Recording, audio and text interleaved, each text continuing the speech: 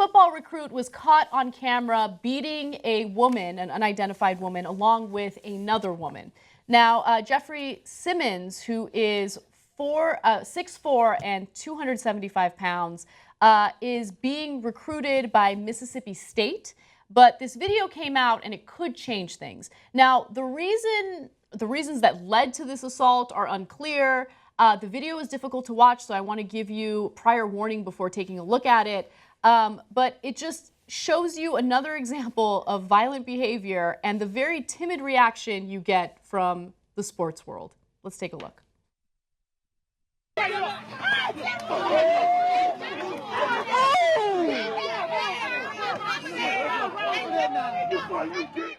Okay, the video was longer. I don't really feel the need to show you guys the full thing. If you want to watch it, it's all over the internet. But obviously it's brutal. And I don't know, if I were working for Mississippi State, if I were part of their athletics team, I would probably look at that and say, you know what, we want nothing to do with that guy. That's unacceptable behavior, but that's not the reaction we got. So let me tell you what their answer was. Now, Simmons, thankfully, was charged with disturbing the peace by fighting and simple assault. They're both misdemeanors. He did release an apology. He says, my apology goes out to the Taylor family and especially to Sophia Taylor. What was I thinking? Honestly, I wasn't thinking. All I could think was that this is my family and I am supposed to defend my family. So let me stop right there. Allegedly, the woman who's being beaten up said something negative about Simmons' nephews who were killed. Or who, I don't know if they were killed. Let me be clear. They're not alive. And so I don't know if that's what happened. That's what he alleges happened. Even if that woman said something terrible about your family, that does not give you the right to assault anyone, okay, man or woman. He also says, many know my deceased nephews were my pride and joy. I do everything I do in honor of the life they never got the chance to live, and to listen to someone speak so terrible about them really caused me to make choices, decisions, and act in a manner that was out of character for me. Is that an excuse? No. Now, Bill Martin from Mississippi State says, we are aware of the situation. As more details become available, we will continue to evaluate the situation.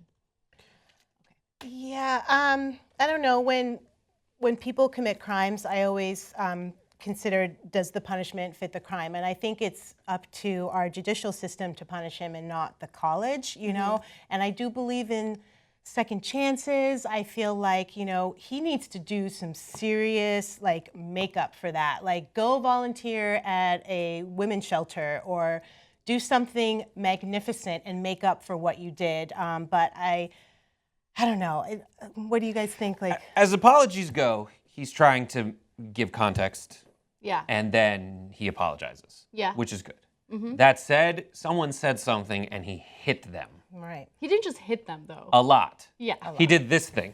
He beat them. A lot. Yeah. Along Like with another person. Sir, people, grown men.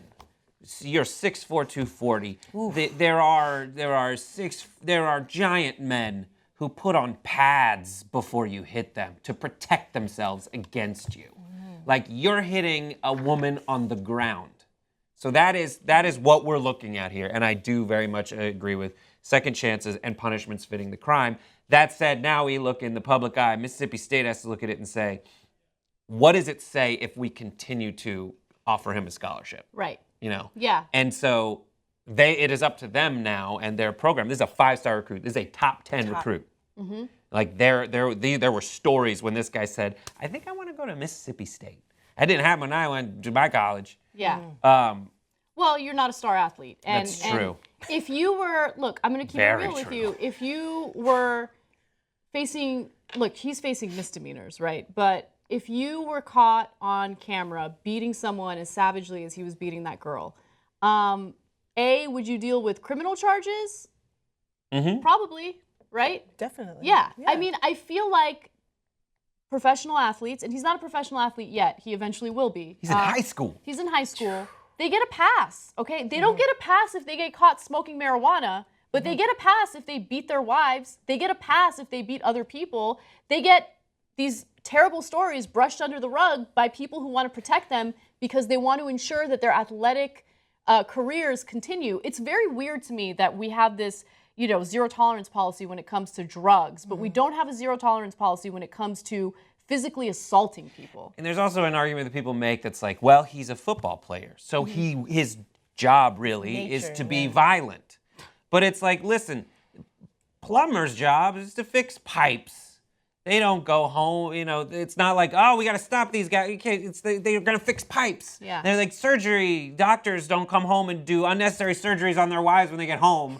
Like, you leave it on the field. The doctor leaves it in the doctor's office. The plumber leaves it under the sink. Yeah, and look, it's not just about this one incident, right? It's if you look at the context of violence involving NFL players, it not only impacts the people who have been assaulted, it also impacts, you know, the mentality of players and emboldens them to continue doing this kind of stuff and not really facing real consequences for it. I have nothing against football players. I just want them to stop beating people up and getting away with it. Yeah. That's it. And listen, like, you mess something up, they take something away. There's you beat this person up, some aspect you need to pay for. Yes. Yeah. You know, and there's something, he didn't kill anybody. Yeah. If he killed someone, took something away, like, you're not going to play football. You're not going to be paid to play football, essentially. Yeah.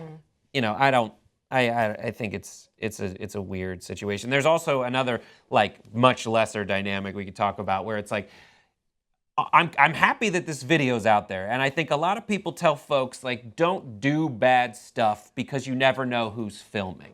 Yeah. And that's just like that's not why you shouldn't do bad stuff. You shouldn't beat people up because that's a terrible thing to do. It's wrong. You know, and a lot of times out of these stories, the takeaway is like, you never know who's watching. It's like, it shouldn't matter who's watching. You should be watching your own actions and living up to a moral code that you've developed that makes you a good member of society.